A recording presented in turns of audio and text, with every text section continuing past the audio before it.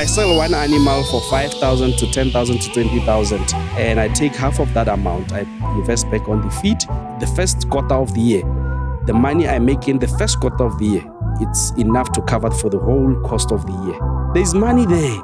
There is too much money. It took me longer. It took me over 3 years to make money because I started it without knowledge, without experience, without learning from other farmers. The mistakes that I've made, you don't have to make them. Come to me, I'll give you free education. I'll give you free experience. I'll show you how to cut corners in order to arrive at your dream faster. Today, my goats are sought after all over the world. I'm sure you have seen on YouTube, a lot of people in India, Pakistan, Australia. I'm hosting Australians, South Africans are always coming, Namibians are always there. I started by mistake, but yeah, I'm quite passionate about goat farming. So ladies and gentlemen, help me welcome to the show today, Mr. Kenny Mmipi. How are you, my brother? Good, sir. Good to see you. Good to see you. Good to Thank see you. you. Good to see you. What's up, everybody? Welcome to Deep Dive Sessions. My name is Mpomotaro. Thank you for stopping by. Today we have a treat for you. A Boer Goat farmer who's making waves that ripple far beyond the savannah. A visionary farmer with a passion for excellence and a determination that knows no bounds. Buckle up today as we dive into the world of Boer Goat farming with Kenny Mmipi. Let's deep dive.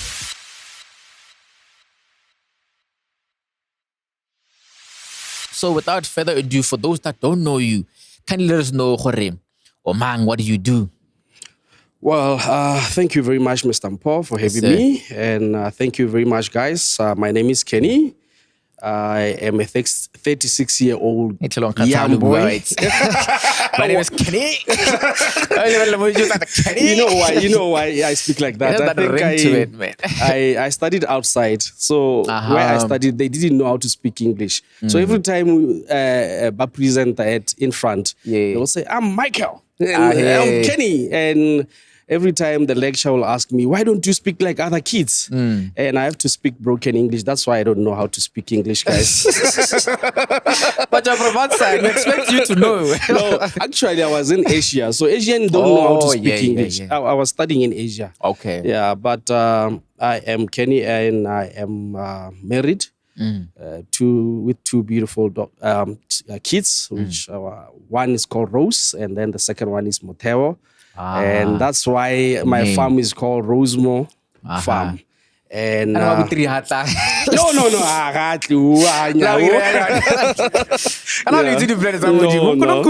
very, very. I think I'm done. And I am a young farmer.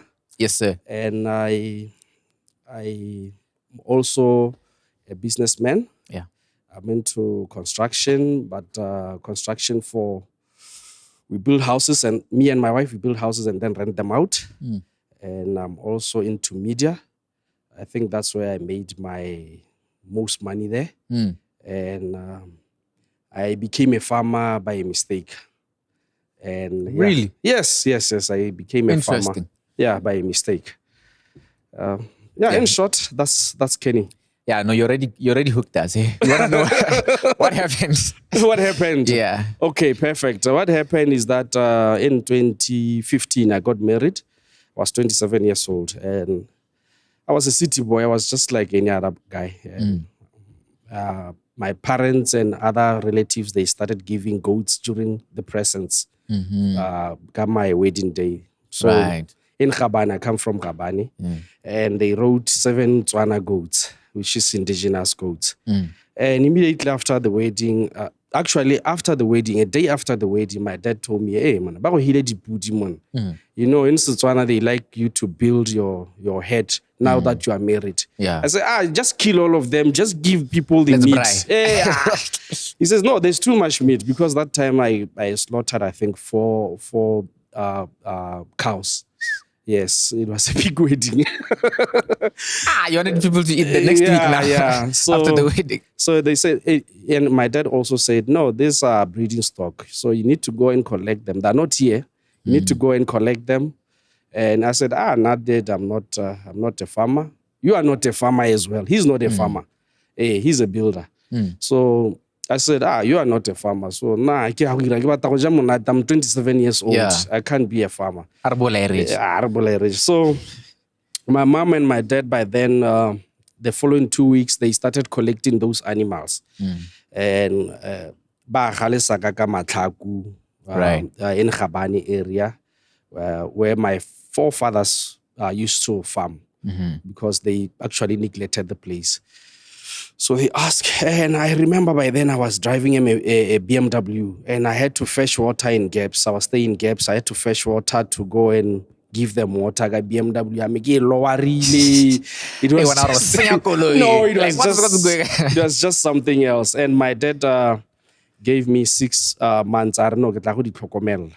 So he was there at the farm, and that's how it all started. And after that, my dad got a contract in Francistown to go build, because he's a builder. So I had to hire a headsman. So that's when hell broke loose. I hired someone, and I realized that the 7 goats, within the next 6 months, which is I started in 2016 actually.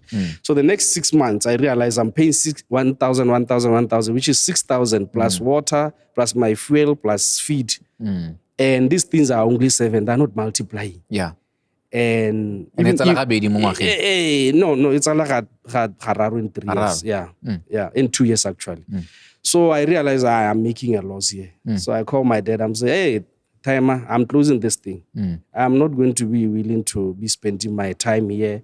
And then I can come to tell I'm still young. I'm 28 by then. So, and he said, no, just hold up. Everything will come together. So a few months later, I realized, hey, I'm paying this guy for free now. I decided to buy extra 4 goats and then extra 4 goats. These are indigenous goats. Yes. So at the end, there were 16 animals. And after 16 animals, they start multiplying. It became, I think in 2019, I went all out. I spent more money on them, and they started multiplying. I had 300 goats. So you never took loans or anything? No. Because I'm unbankable. They say at the bank. Yeah. And I really don't care about it. Yeah. They say I'm unbankable because I run my money from other businesses or business doesn't come consistently. Right. I make huge sums of money that lasts for a year or 2 years. So the bank likes to see consistency of income. Yeah. Okay. So I then increase, and they multiply to 300 goats. So I remember in 2019, I sat down with my dad and I said, you know what, we need to improve. I've seen there's Boer Goat Farming, Kalahari Goat Farming, as well as Savannah goats. So we took a decision, me and my dad, because he's my advisor. He has never been to school. He's the smartest guy on this earth. Yeah. Even if I have a deal to make, I go to him and ask him. Even if I was getting married, I told him about my wife and the advices are always quality. Because I really love the dude. We are best buddies. Yeah. So he said, okay, fine. Let's look for a Boer Goat buck that's going to come and change all the animals, the 300 females. Probably 4,000 or max of 7,000, the one beast that can cost that. So there was a gentleman called Mr. Sitole coming from Joanning. He came and bought 100 females from us. Each one was 900. It means I made how much? 90,000. Yeah. So there was an auction in Tlokwing. The auction that was there in Tlokwing, it was my first time attending an auction at Stockman's. And I went there. I tried to buy a buck. And to my astonishment, one buck cost 88,000. I went home. I said, I can't spend my money here. Because it was Bushra from Fahim. And I said, no, I'm not going to spend my money here. I can't sell 100 and replace with one. No. So I went back home, and then I sat down with my dad. I started buying 4,000. Didn't do much of a change because it wasn't quality. Went and bought another one for 7,000. 2020, we took a U-turn. We sold all the Tswana and indigenous goats and started again with quality animals. And that's when things started to really... We really made a good point, And I fell in love with goat farming. And in 2020 also, after buying the new breeding stock, all the new bucks that were born, I went back and thanked each and every person who gave me a goat with a buck. Yes. Because those guys, they really knew what they were doing by giving me goats. Yeah. And today, my goats are sought after all over the world. I'm sure you have seen on YouTube, a lot of people, India, Pakistan, Australia. I'm hosting Australians, South Africans are always coming, Namibians are always there. Yeah. And I started by mistake, but here I'm quite passionate about goat farming. Wow. Yeah. Wow. I don't even know what to say now, You need to stop me when I speak, because I will speak forever. It was lovely. It was lovely. Yeah. Okay, talk to me now about the Boer goat. Yeah. Which is what you are in. This Yes. Kalahari, this Boer goat. Talk to me about what does a quality goat look like? What does it entail? Yeah. What does a quality goat have? Yeah, a quality what are the goat. attributes? Yeah, a quality goat. It has different characteristics. When you start looking at it, you must have a half moon, but it has to have a curved head, and the horns has to go backwards nicely, so that these horns, when they go backwards nicely, it doesn't get to hurt other goats. Right. If it is a buck, it needs to have a wider chest, have a robust face, but the eyes needs to be tamed. It needs to have a longer length, big depth, and also the bum needs to be there. We call them the hand quarters. Yeah. And when you see a quality goat, you have seen one. Yeah. You're not gonna be mistaken. Right. But one of the things I always say is people need to attend one-day classes so that they learn about. There is a constitution that runs the Boer goat. That you'll be given the book, and you're gonna learn what is a Boer goat, what is not a Boer goat, what makes it a Boer goat. Color only, which is a red color and white body, doesn't make it a Boer goat. Right. Yeah. Okay. So you went into farming like this. Yeah. And now you are running it as a business. It's a business. Right? Because I think a lot of maybe the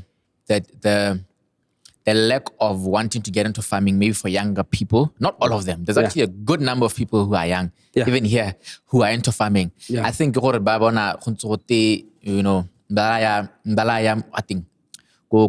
farming every weekend, taking money there, giving money, like running it traditionally, not as a business. You talk about it. You talk about hiring people who know what they want. Yeah. So talk to me about the pivot. Or did you just start it as a business from jump, or you had to pivot from now moving it from traditional to let's do this as a business, let's account for everything, let's do things right? Yeah. In 2020, when we took a U-turn, I started making sure, because every business that I run, it needs to make profit. Right. It has to make money. I'm not going to run a business and say, no, I have many goats, but in essence, it doesn't make money. It needs to make sense. So we keep records. I'm an old guy. I keep them old school way by notebook, but also on my phone, I keep an app called Money Manager. So Money Manager, every money that I swipe, the message comes to in order for me to save that money. And all the invoices, I take pictures, save them on my app. This Money Manager app, is it the one It's free.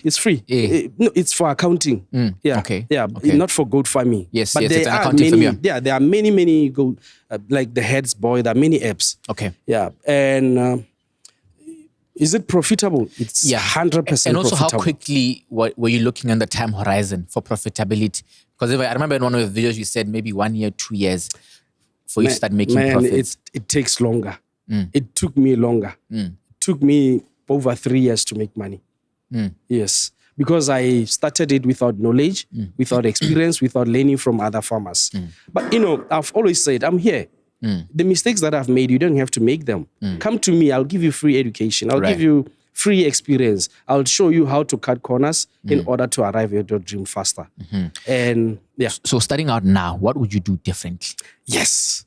I will definitely get 10 beautiful goats and a stud animal. 10 beautiful goats. Okay? But if you don't have money, because these animals are quite expensive, just get 10 commercial, not so expensive, 2.5 each.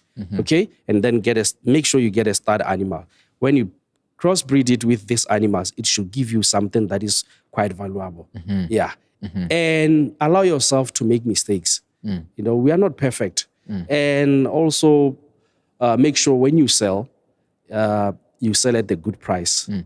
And cut a lot of cost in terms of feed, in terms of labor, in terms of a lot of other things, factors. Right. Yeah. Ibile, that's what I wanted to get us to. I wanted to talk about feed and also cutting costs. But before I ask you that, how were you able to, get these realizations? Do you have a mentor that mentors you in terms of farming?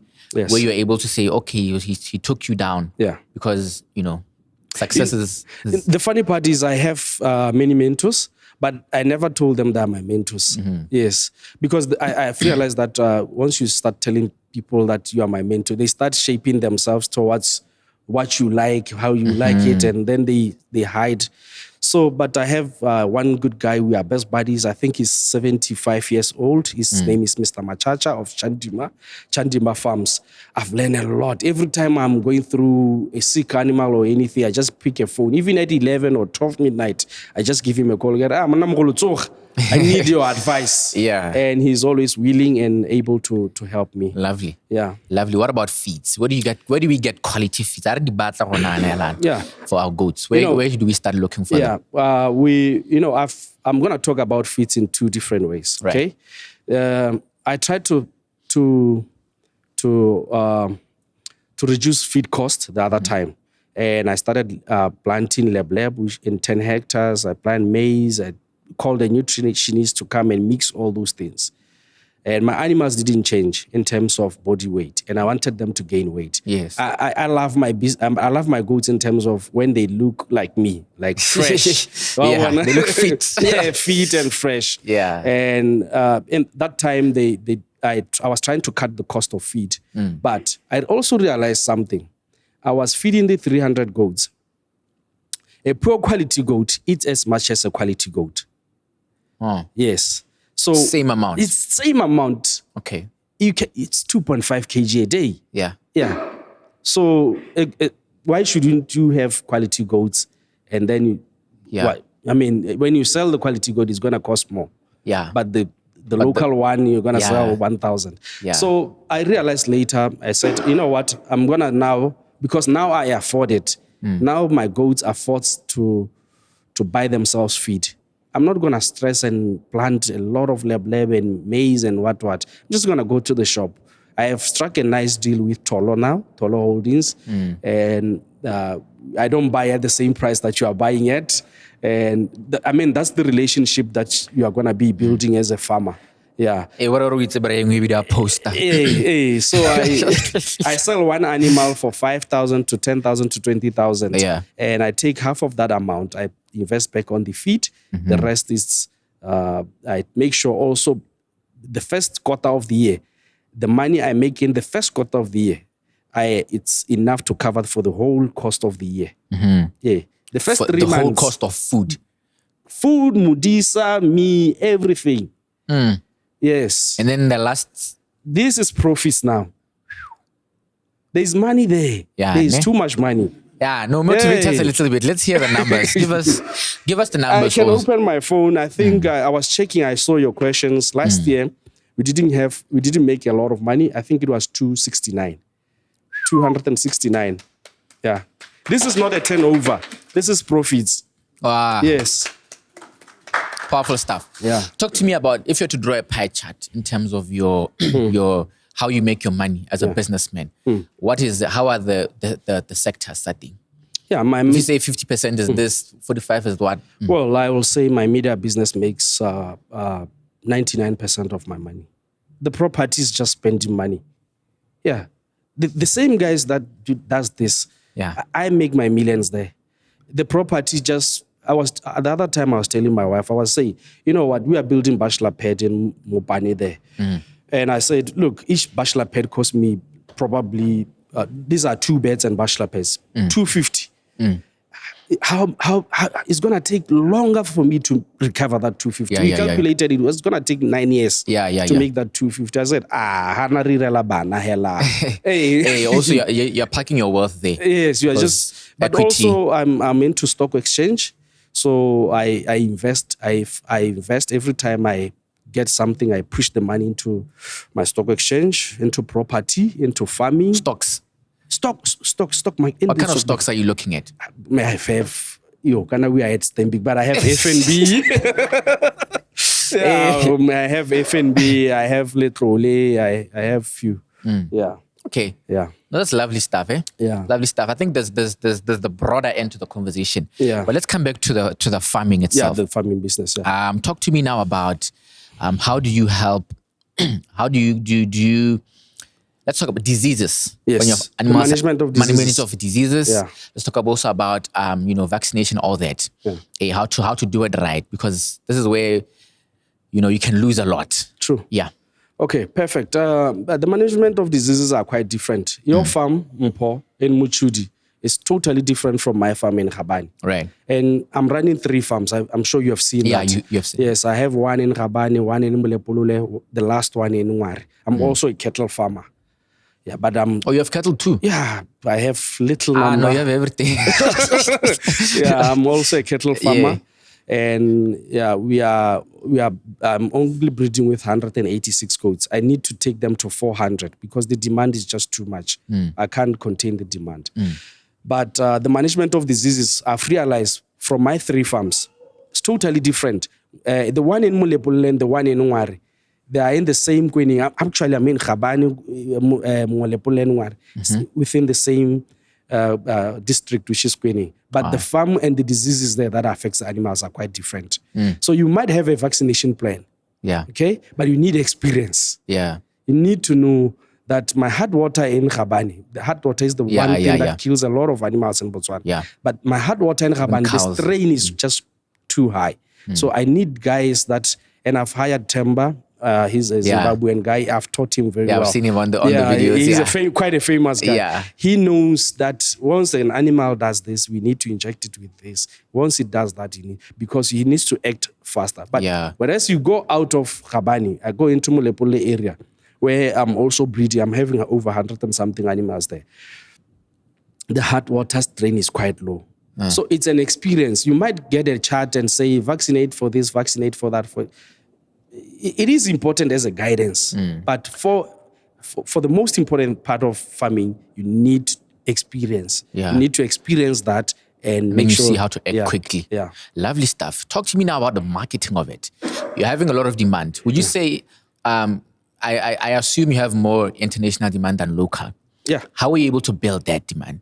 Because there's a lot of farmers here, even in the audience, who would like to sell internationally. Obviously, you have YouTube. Yes. 18,000 subscribers is a huge number in Botswana. It's huge, eh? It is a huge. Yeah. And it took only less than a year to do that. Really? Yes. I know you need to give me the keys. Definitely. When I was coming, I said, for sure, I've seen how you do your YouTube stuff. Yeah. I'm going to give you advice. Hopefully it will pick up Thank or you. not. Yeah. Thank you. But Facebook, I've done Facebook. I think I'm quite good in marketing. I'll sell you anything. And my Facebook has picked up and it has sold Boer Goat Farm in bigger platform. But of lately, I started to, I think last year I was like, hey, let me just go onto YouTube. Yeah. And last year, August, I started monetization of YouTube. Yeah. And surprisingly now, YouTube also, it's added revenue to my farming. Yeah. Because every month from YouTube, I'm making 3,000, 4,000. Yeah. Yeah. Sometimes I don't even have to post any video. Yeah. Yeah. So it takes care of Madala, who is the manager at the farm. It takes care of Temba's salary. Lovely. Yeah. Lovely. So in terms of that, it takes care of that. Wow. Yeah. Wow. There's so much I have to, I'm looking at so many pieces because I know for sure if I can speak on it, it's going to take longer. Yeah. Definitely if we unpack it, if we had more time. We'll definitely unpack it. Maybe even during the break we'll unpack it. That's why you should attend the live sessions. But anyway, Mr. Kenny, talk to me now about what is the biggest mistake that you made in goat farming? The biggest mistake that I've made in farming is buying wrong animals, cull animals. Cull animals are animals that you are not supposed to breed with them. Yes. So and they sell those to people. Yes, because you don't know, you haven't studied. Yeah. You get to someone's farm, they just give you a cull, so you're going to multiply cows, but people are not going to buy cows from you. Ish. How do you identify that? You need to learn. You need experience. You need to attend classes. You need to constitution. You need to learn. I have booklets of Boer Goat start animals. You need to learn. So that book consists of Savannah, Kalahari, as well as a Boer Goat. Okay, no, please send it to us. We'll link it below so that they can get in touch with it. Yeah, no, Mr. Kenny, let's talk about the breeding now. Okay. What are some of the most successful strategies or ways of breeding that have worked for you more in the farming, in the Boer Goat farming? It's quite a difficult question, eh? I don't know how to answer it. Yeah. What are the most successful breeding? Yeah. In terms of the way you breed, what is your outlook on breeding in terms of producing the best? And how can we? What are some of those tips you can give us? Oh, yeah. Okay, I must also mention I practice natural synchronization. So natural synchronization is whereby you wait for the ewes, the females, to get on heat. Like I don't. I get back to mate it. So I just wait, put them together, flash feed them first, and then after flash feeding, it means overfeed them, feed them so that they gain weight. All the nutrients are there, as well as so that they can give you triplets and twins and quadruplets. All right. So you control twins, quadruplets, and all those things by overfeeding them. Oh, you should flash feed them before mating. And how long is that period of flash feeding? Well, it depends. Every goat every goat responds differently to feed, but 3 months prior to mating them, even 2 months.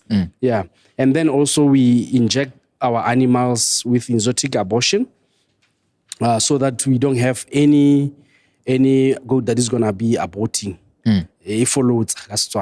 So, and then you're going to be putting a bag at the same time so that the kids can come at the same time. The management of kids is at the same time. So we have 2 breeding season, which is the May one before winter.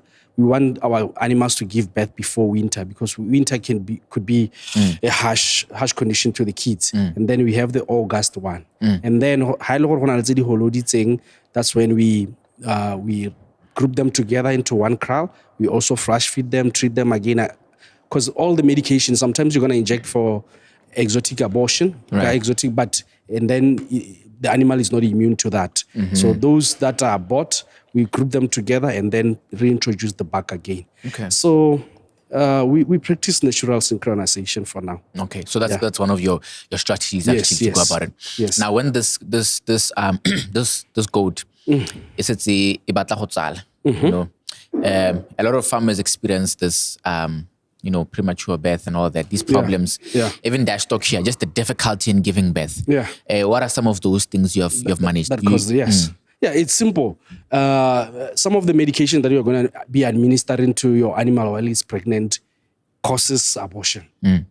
For example, there's a medication called Multivex P+.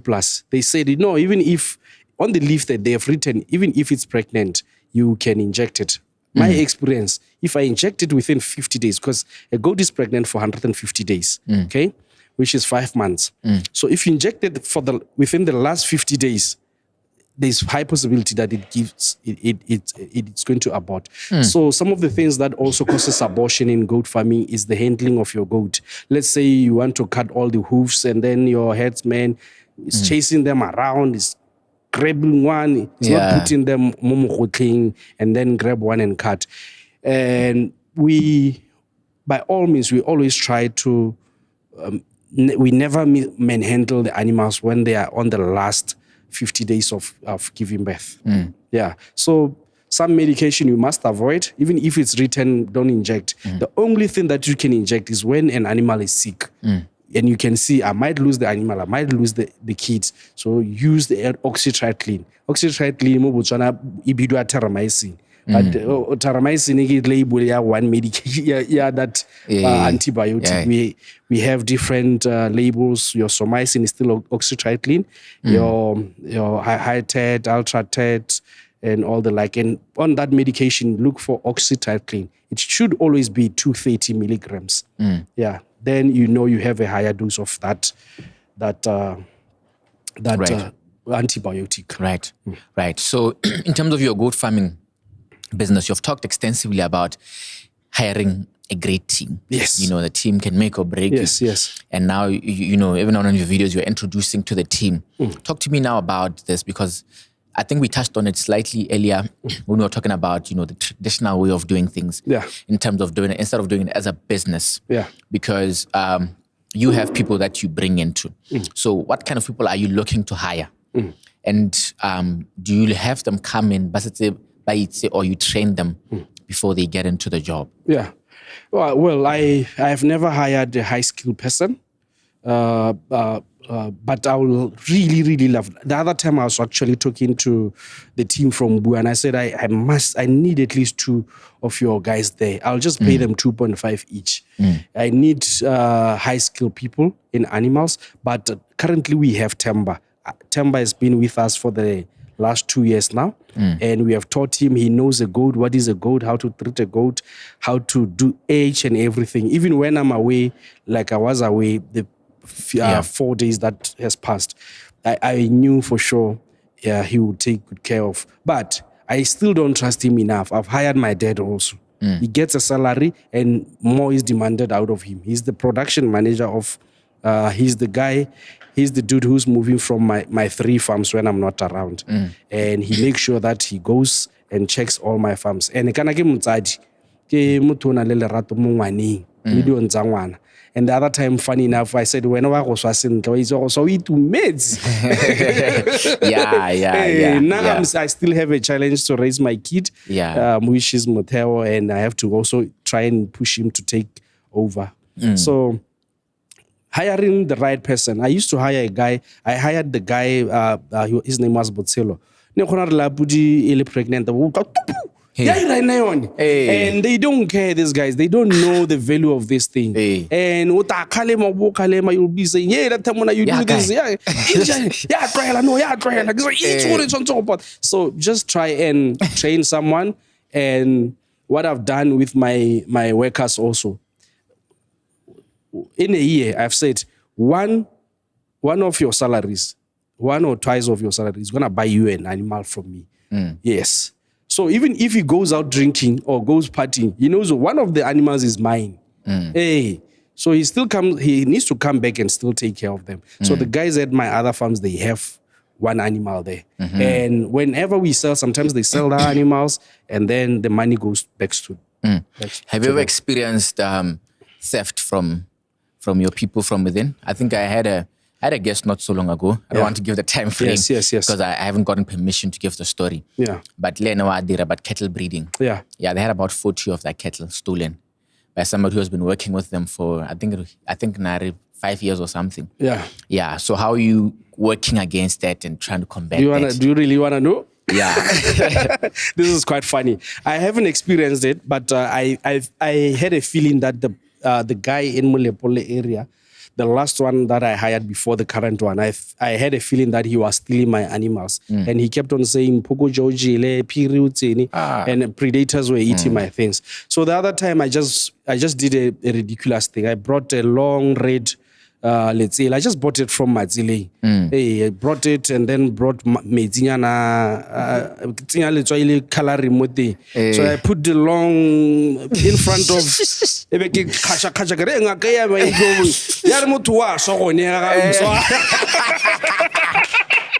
So ever since I did that, nothing has gone. I didn't really was trying, but I had to do that. That was powerful. You just have to think. I said, you have to be creative. Create something. You have to be creative. And also know, but also, I've also I want to adapt technology now. I was against putting cameras at my farms. I think now is the time. I was talking to my wife the other time. I was saying now is the time.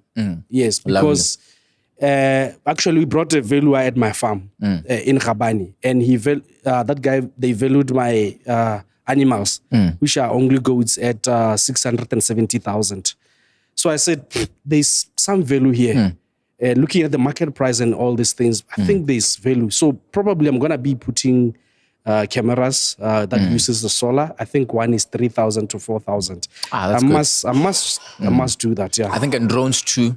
Yeah, they'll be from time to time with those. And also, I don't stay far from my farm, so I could just Yeah. No, that's lovely. That's very lovely. I wanted to pivot a bit and talk about your other two businesses. You're into media and property. Let's talk about the media. Okay. Because it's been the driver of a lot of what you're doing. Talk to me about that business. What is it about and what do you do there? Yeah. And how do you make the millions? I don't like talking about it, eh? But I'll just share. I am into media space. I'm into film and design. The same things that you are doing here, I have it. I studied multimedia in Malaysia. Yes. And after graduating in 2011, I started my company. And now it's been 12 years running that company. And I have won tenders, huge amounts of money. Yeah.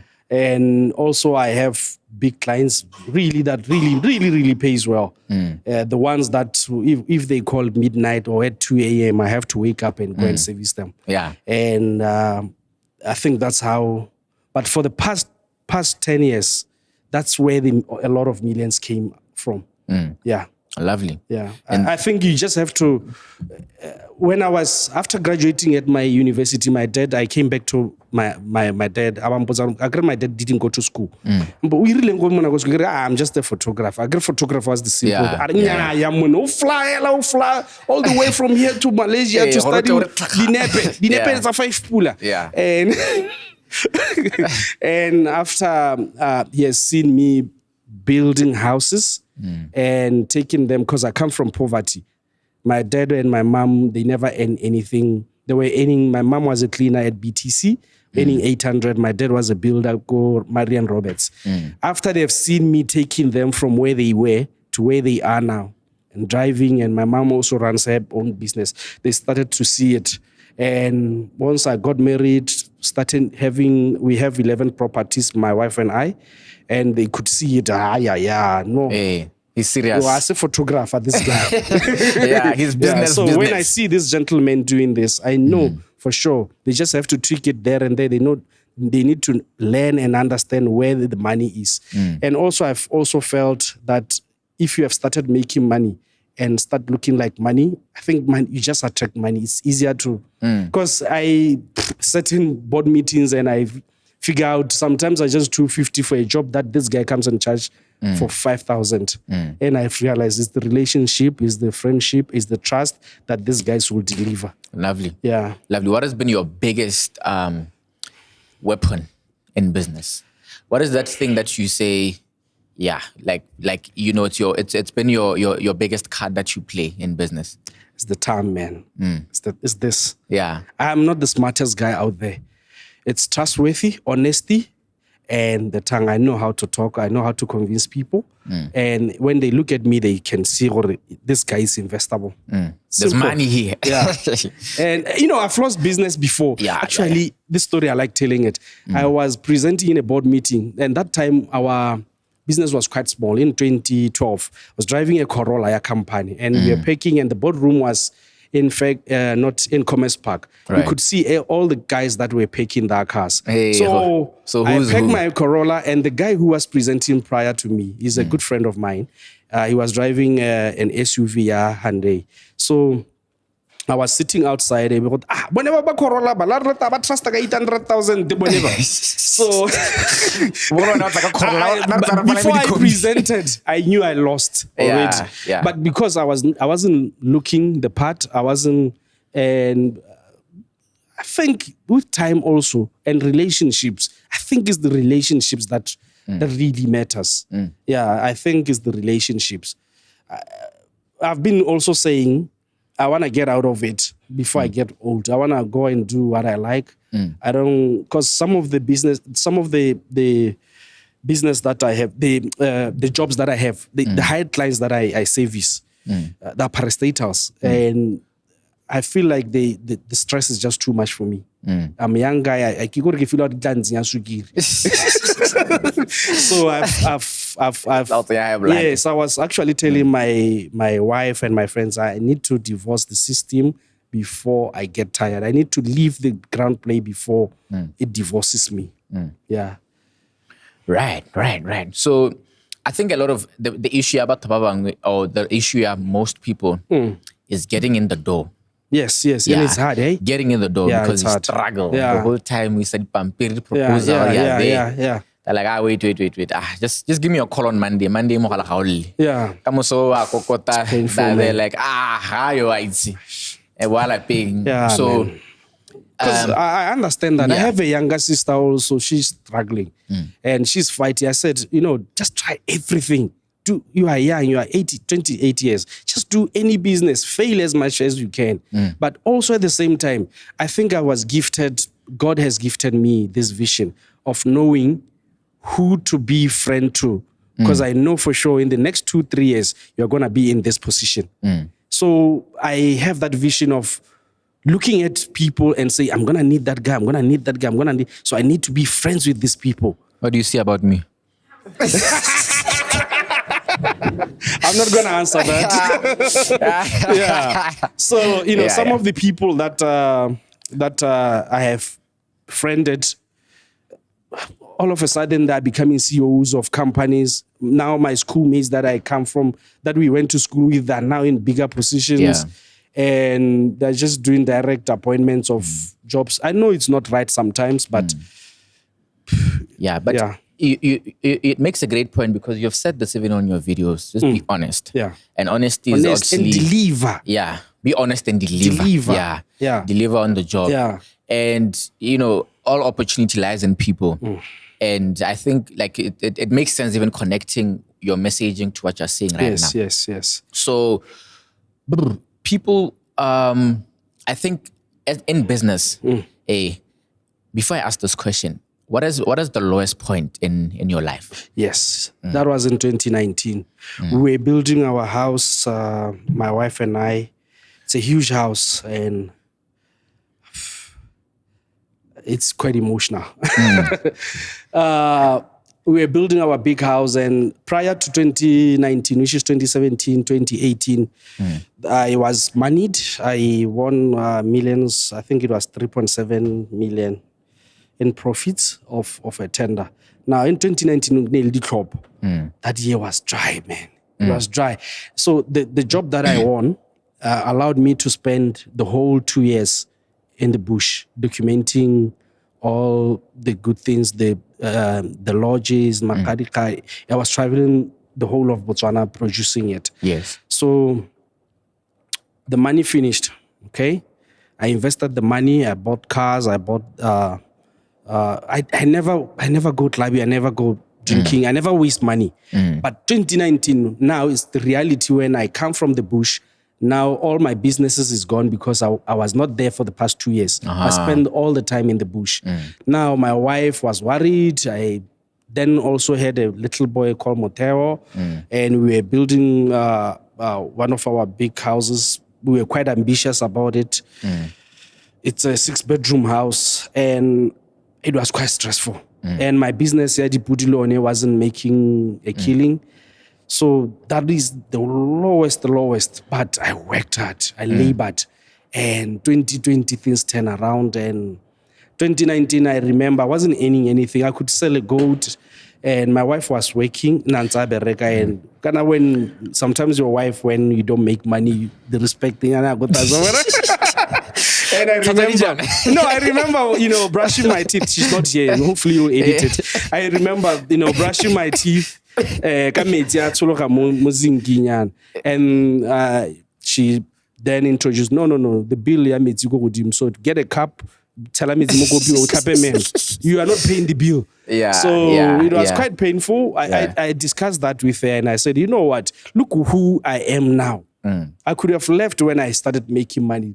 Let's treat people fairly and nicely when the money is not there. But that's also the defining moment because I started really going into stock exchange. I invested my money there. Every time I make money, I take 50,000 and put it there. I take another one, put it in property, take another. So, you are the best. Number one. Yeah. But I also think it builds character, like you're saying. Yeah. Those times build character. Yeah. And I'm actually scared. My mom actually asked me the other time, how is it to be Kenny? I said, I don't know that question. What kind of question is that? How is it to be? I mean, it's easier for you. I say it's not easy. I'm scared to lose what I have. I'm working hard every day. The time you called me, I was diagnosed with heart inflammation, thing, and the doctor said I don't get rest. Lazy. So yeah. Lovely stuff. Let's talk about the goals, Temon. I'm here for the goals. Let's go. Hey. No, I think we've touched on the goals a lot. Yeah. I want us to rush to YouTube because I think there are also maybe one or two aspiring people here. Yeah. Who want to get into YouTube. You started monetizing on YouTube. Last year August. Yeah. But I started it 2021, I think. 2021, I started shooting with my phone and then throwing it into the YouTube. And it wasn't picking up. It got about 200 views. Hey, all the views that you are getting now. Yeah. Sorry about that. I got that one. Sorry. Yeah. And 4 years to get yeah. So I then started sitting down and researching. I started getting on YouTube and realizing that the guys in Uganda, I will take the topic Yabone, put it on my video, and I'll put all the text that they've put on the video, and I'll see them going to 1,000. And I realized people want to hear about success. So I did a video about how to be successful in goat farming. 265,000. It made money, that video. Look at that. So I realized, how much did it make, the video? I think it's over 7,000. Yeah. No, one video in 1 month. It's pretty dope. Yeah. So I was like, okay, yeah. So I then realized, okay, it's just to tweak a few things there and there. But is your channel monetized in Botswana, South Africa? In South Africa. Yeah, but the money comes in Botswana. Through my APSA. Yeah. It comes in Botswana. It can also... our channel is routed to South Africa. On your Google AdSense, you just write your country and put the banking details. But on YouTube, you just write South Africa. Yeah, that's what we did. Yeah, I saw that. So yeah, I think I'm actually now worried about my time and YouTube. I feel like I'm becoming more a slave to YouTube. I need to keep on working, keep on shooting, keep on advising, and I feel like it's eating my time. So at least the videos that I've done before, they're still making money. Yeah. And they're gonna be making money even for my kids. Yeah, but also to that point, YouTube is a great... I feel like YouTube is a great equalizer. I'm just a guy, but I'm sitting next to you. Because I'm a normal guy. It's almost like it's the ROI is more than just monetary wise. Yeah. Because I've been invited to rooms, places. Yeah. I was never supposed to be there. Yes. Everyone is bold. Yeah. Everyone is and you're gonna make it. And I'm just wondering, okay, why am I here? Yeah, and you're gonna make it. The quality that you produce is far much better than what I do. Thanks so much. And I'm quite proud and happy. Yeah. I could see the views were not there, and I said, you know what? These guys are serious. These guys are going somewhere. I could see it. I think everybody sees it. Yeah. And I said, I'm gonna come because I've been invited to your radio station. I don't turn up. I don't turn up because I don't want to share. I don't want to be on the limelight. I once wrote a book about the art of starting small. I don't know if you have seen or researched about it. I'll be reading it. Where is it? I think I have one in my car. Yeah. How to start small in business and grow big. Lovely. But I think you guys are having something great here. I'm quite inspired, and that also made me come here. Yeah, thank you very much. Yeah, I have a great team. Yeah. I have a great team. That works behind the scenes. So my last question for you, Mr. Kenny, is how do you want to be remembered as Kenneth? Well, I want to be remembered as a very nice guy. I know I have a strong character. Sometimes I come across as a very difficult person because I want things to be done a particular way. But I want to be remembered as a hard worker, as someone who loves people, someone who cherishes life, someone who wants to help the world, and someone who is a farmer. I think I found my perfect happiness in farming. in goat farming. Can come to tell papa. One time. Yeah. Yeah. And a family, man. I'm quite family oriented. I love my kids. I love my wife. I just want to build the perfect family out there. And I'll never do anything to jeopardize that. Lovely. Yeah. Lovely. Thank you guys for watching this episode. We really hope you enjoyed it and learned something new. Deep Dive is dedicated to bringing you the most comprehensive and engaging information about business, personal finance, and personal development. Make sure to hit that subscribe button to stay updated with all our latest content. If you like this video, give it a like to show your support and help us reach a wider audience. And don't forget to share this video with your friends and your family who may be interested. Sharing helps us grow our community and connect with like-minded individuals. Leave a comment below and give us your biggest takeaway on this episode. If you're interested in being a part of our live studio audiences, make sure to register for the next show. Can't make it to the show? No problem. Check out our Patreon page to watch the full episode and get exclusive access to more great content. Thank you for watching, and I'll see you in the next episode of The Deep Dive.